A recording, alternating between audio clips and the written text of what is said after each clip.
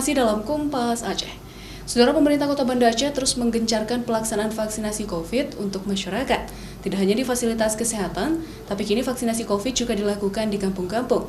Warga pun terlihat antusias mengantri untuk divaksin.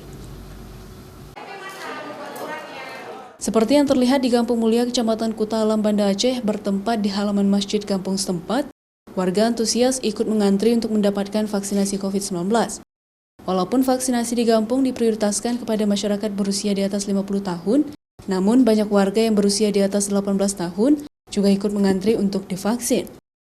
Kecil Ketua Kepala Desa Kampung Mulia, Syukriyadi, mengaku jumlah warga yang bisa mendapatkan vaksin adalah sekitar 3.000 orang dari jumlah penduduk sebanyak 4.500 orang. Sedangkan pada gebyar vaksinasi kali ini, pihaknya menargetkan jumlah warga yang divaksin di bawah 500 orang. Sementara itu, jumlah warga lanjut usia yang ada di Kampung Mulia ini berjumlah 20% dari total jumlah warga setempat. Warga masyarakat Kampung Mulia yang sudah wajib vaksin itu sekitar 3.000 dari 4.500 penduduk di Kampung Mulia.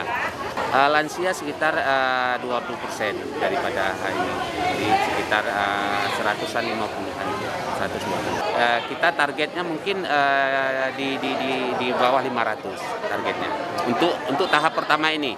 Tadi kan ada pemberitahuan mau vaksin, jadi kita perlu juga sehat kan, itu makanya datang kami. Kalau warga yang lain Ibu ada yang divaksin? Udah, menantu.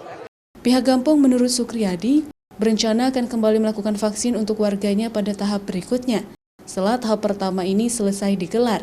Hal tersebut dilakukan untuk menjaring lebih banyak warga yang ingin mendapatkan vaksin. Mustajab, Kompas TV, Banda Aceh.